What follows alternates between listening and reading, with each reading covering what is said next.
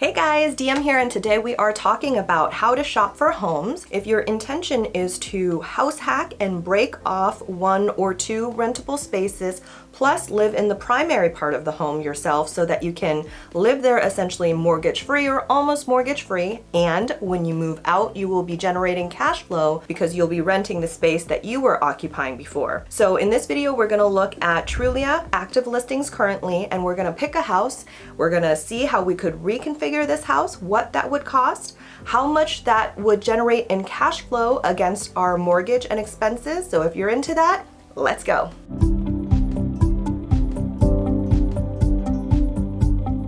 All right, so we're gonna jump right in. I'm gonna take a look at Trulia with you. We're gonna pick a house and get started, but make sure you stay till the end of the video because as usual, at the end, I share some of my personal hurdles and tips and tricks that I wish I knew when I was doing it. So here we are on Trulia. This is what I like to use. I know a lot of people use Zillow. I like Trulia. I just typed in Santa Rosa, California. That's where I live. So my goal is to look for something that I can house hack into 3 rentable spaces, which means that there has to be at least 3 bathrooms. So it could be 2.5 bathrooms if I can add the other half of the bathroom, or 3 bathrooms in total. So I'm just gonna make some filters.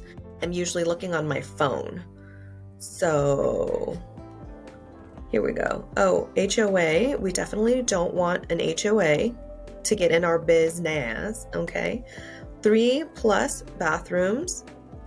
I would be careful with this too because sometimes people have like granny units that they don't include in here. So it's like a 2 bathroom, but with the granny unit, it's a 3 bathroom. So just for today's example, I'm gonna go ahead and just do the 3 bathrooms, and you can see that it has updated the listing to show me. And then now we have 93 listings from agents. So let's scroll down. Let's look at like square footage. Maybe we can, is there a way to sort this? Here, sort to high square footage to low. Because the more square footage you have, it makes splitting up the house easier. Like there is no way you're gonna split up a 1,500 square foot home to 3 rentable spaces that make sense for everybody. So I think at least 2,000 square feet, that's kind of a sweet spot. 2,000 is nice, but maybe 800 square feet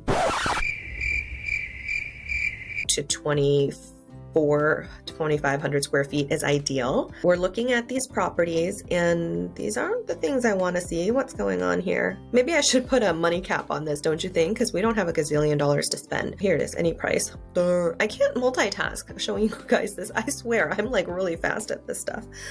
All right, let's do a max price of like, I don't know, $850. And it goes from 93 listings down to 34. More manageable, right? Okay, so we're gonna look at, ideally 1-story homes are gonna be better for you for construction costs because you don't have to create exterior stairwells.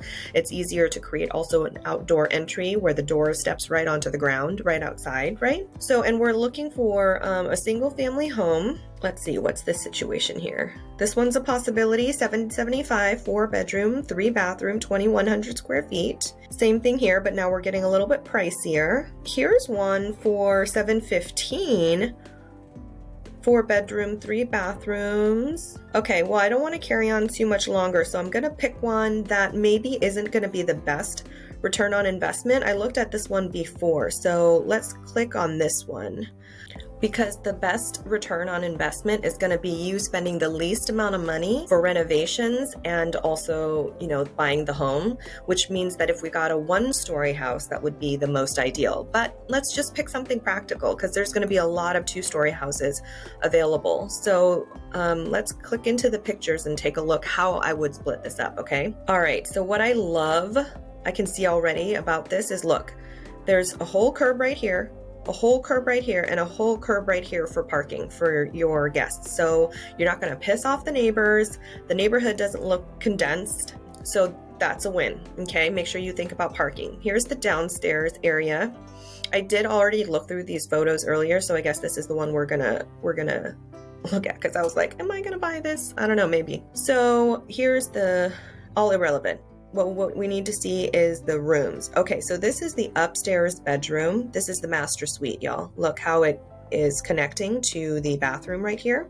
What I can tell you is, and that's it, that's all the pictures they got. So if there is a way that you can make this window into one of those 2 French doors that open out like that, and then you build a deck outside and a stairwell to go down, up and down, that would create essentially access from the outside to this bedroom space. And then from there, I might reconfigure the bedroom. So we're gonna close off this doorway.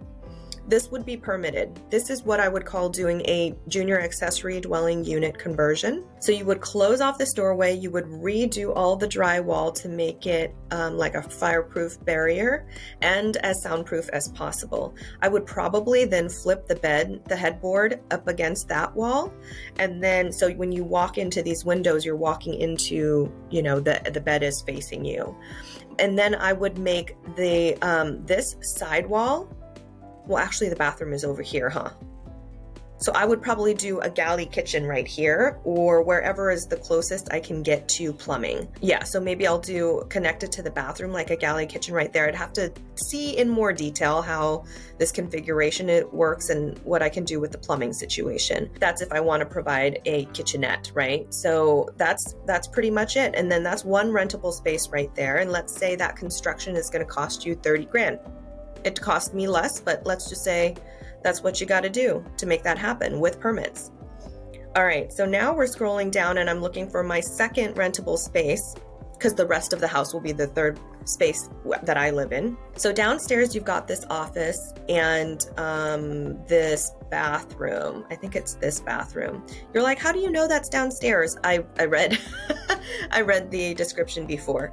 So if these two are either adjoined or they're like across the hall from each other. So if they're across the hall from each other, I can put in a wall in between to block it off from the house to where the bathroom and the bedroom are then connected. And this one I would consider doing as an Airbnb rental. So they don't need to have a kitchen. So this would be by the night. And that is an arrangement that can happen in such a small space because there's not much to work with here anyway. So the question is, how do you create an outdoor entry here? So maybe we put a door right here, depending on where this is facing. I don't know if that faces another bedroom. So worst case scenario, here's the window. I know that faces somewhere. So maybe that could be a doorway, right? And then now we've closed off this from the rest of the house.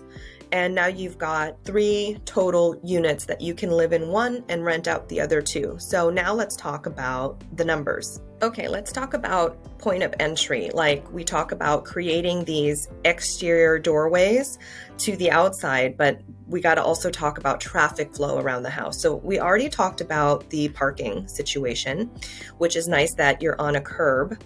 And so you have ample parking in front of the house. This is a nice gate area. This is your front entrance as the homeowner, right? And you're going through the garage. So you want to send them through the gate, but look how cool this is. There's a freaking side gate over here. Okay, now let's look at this dimension. If they enter through this side gate over here, that prevents them from entering through this side gate over here and essentially accessing all of your backyard, depending on where the rooms are. Now, based on looking through the photos, let's see, how do I go back to the majority of the photos? Here we go. Let's go back to that master suite. Look, this master suite has a bay window right here. And if we look at the bottom photos of the outside, you're going to see that the bay window right here. I believe this is the master suite. If that is true, then the driveway is out here, which means that this is the perpendicular gate. What if we opened this up and added a fence here, a fenced gate? So they can go from the street, walk up this way, open this fence, and then you're going to have this stairwell that you built that goes up here and a deck that's right here. Okay? So now they don't have to access your entire yard. You might have people, seeing them go up and down. Even if you wanted, you can make a little gated area here so that they can't get into your yard, or just tell them. People are adults, they know. And that reduces the foot traffic that comes through the majority of your space. So that's the master suite. Now, I believe that the office that you could convert into the suite is located in front of the house because of the way that the window was, and usually, the office would be anyway. So let's say the office is right here. If that is true, then maybe we can do a door right here, right? And so you would clear this out, make this like something nice, and then you would lay pavers down this path so that they can get there from the street. So now they're not even coming on your side of the house. They're not coming even from the garage or the front door area at all because they're not going through this side gate, right? So think about the flow too while you're figuring out what house type to buy or how you can reconfigure your current home, because you're going to want to be as comfortable as possible being the homeowner that lives in this house. I also want to point out a couple other things that being completely soundproof is not really possible. Especially with houses that have shared HVAC or air duct. You just do the best that you can, but if it's worth it for you to essentially live for free, then, that's the price you pay. My husband and I are really happy to do that. And even the houses that we move out of and then put renters in and are very clear that there are shared walls, we have not had any complaints about that. So, works for us. Here we go. So we're going to talk about the numbers, and just keep in mind with numbers, it's always circumstantial. Like these numbers aren't the ones that I used 6 months ago or a year ago. They're not going to be what you use in 6 months or a year from now. So the point of reviewing numbers is to show you how to mathematically assess if something could make sense for you and you can still cash flow or not. With this strategy, it's pretty hard to not cash flow because you are essentially buying a house at the price of a single family home. But with a very relatively small investment, you're making it into 3 rentable spaces, right? So either you're living there for very low or no mortgage, and then by the time you move out and replace your own self with a renter, then you will be cash flowing. That's what it should be. So here we go. The home price is $775,000.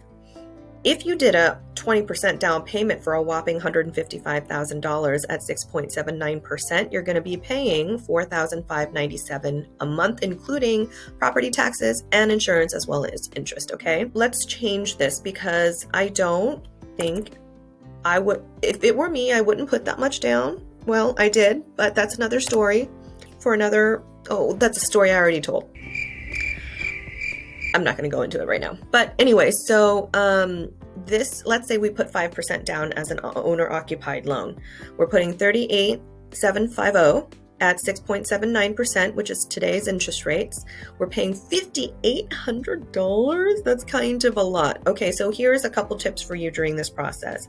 Make sure you negotiate, because you can these days, that the seller will provide closing costs, so you don't have to pay anything for closing.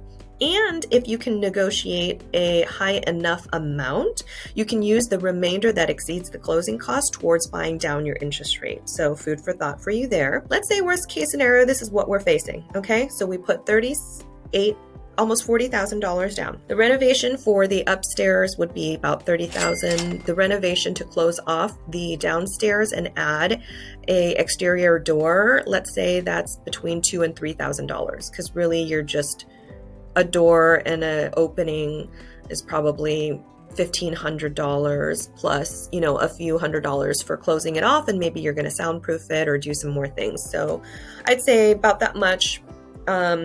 Let's say 5 for fun. Let's say 5,000 for fun for high numbers. So you're looking at $35,000 to make those changes plus this down payment of $40,000. We're looking at $75,000, not including furnishing the space or carrying cost during construction. So that means that when you go to buy a house, you should be able to afford it on your own. What? Has anybody heard me say that before? Aww. So, and also you should have emergency funds to cover 6 months of mortgages and your own living expenses before you even buy this house, right? That's what we're putting in. Now, what are we getting out of that? So that, well, in this area, and it ranges from market to market. So that's why my prices are high, my rental rates are high.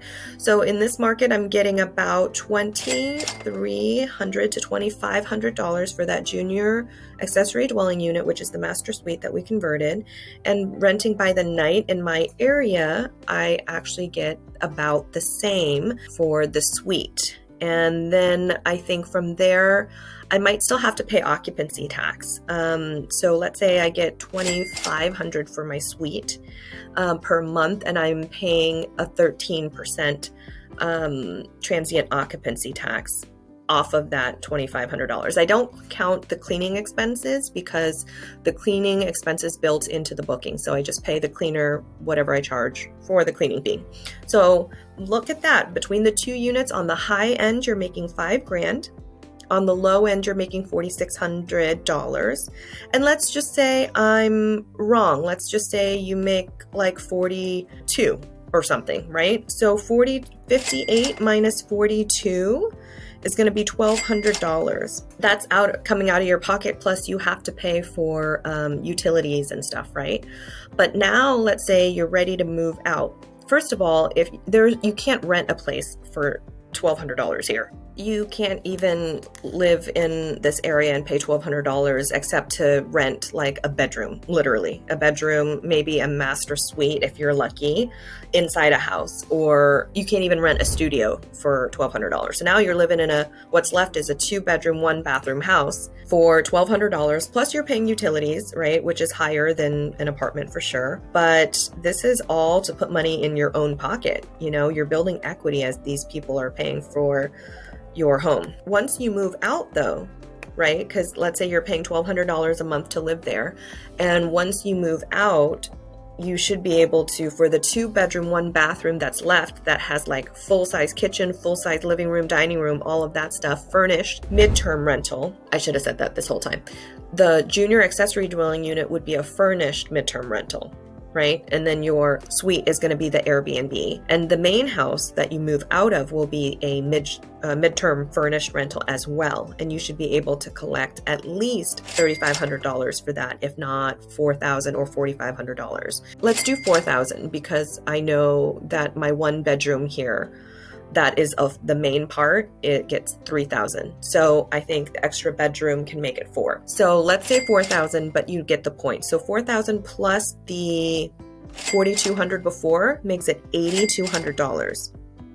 Okay, do you just see what happened there? So now you're cash flowing about $2,200 before you pay for utilities and expenses, but off of just the mortgage alone, that's how much you're cash flowing. So then you pay for utilities and maintenance out of that, and now you're cash flowing money to pay for your new place. And you repeat this again at your new place. You move into that doing a 5% down, and you do that 2 more times so that in the end you live in one house with 2 rentable units in addition to where you live, plus the 2 houses that you've already house hacked along the way and have 3 rentable spaces each. Could you be financially free at that point? Or maybe you need 1 more house because you want a better income and more emergency savings money. Or maybe you live in a different area and your rates look different and the pricing looks different. But even with these very high prices and very high interest rates, this strategy still works. And can you imagine how it'll work once our pricing starts to go down, or if our interest rates start to go down again? Like, this is how you can retire in 5 years or less using this strategy. Okay, so we wrapped up that video. Now let's talk about some of the tips and tricks that I wish I knew about when I was doing this. So first off is the return on investment of your construction versus what you'll get back. So what I mean by that is my first experience in converting something was I actually converted a garage into a accessory dwelling unit. And because there was no pre-existing bathroom, there was no wall inside, right? It was an unfinished garage. I paid quite a lot. I think it was like $88,000 or something like that to do that conversion, maybe a little bit more once it was all said and done. And the rent that I collect there would be a similar amount to what I would collect on an JADU conversion, which would only cost $30,000 if it was an upstairs unit, or probably a lot less if it was a downstairs unit, right? So in that essence, I think to myself, well, I probably going forward will just do the JADU conversion unless there's a good reason for me to do the garage conversion. Another thing that I wish I knew was to remember to always think about parking. Even the house that I live in currently, we live in a court, so parking in the court outside of your driveway can get a little political with your neighbors, and I just want to avoid that completely. So the house that we looked at today, it's amazing because there's like 3 separate areas against the house because it lives on a corner lot that parking is more rightfully yours, even though it's public parking technically, right? So that wasn't a really important factor as well. And then lastly, looking for a house that has 3 full bathrooms is ideal. This house here is 2.5 bathrooms, so I did have to change out one of the bathrooms to convert it into a full bathroom by moving a laundry area into the garage and then making that a full bathroom by adding a shower stall. So in the future, if I had it my way, I would love to look for a house that has at least 3 full bathrooms so I don't have to do that piece of the construction. And lastly, if you can pick a house that's a single level house, again, that will reduce the construction. All of that being said, those are preferences and idealistic concepts, but you really have to run the math and do what works. Because at the end of the day, as long as you're cash flowing, that's the goal, right? So what's the best return on investment you can make? And I'll see you next week. Bye now.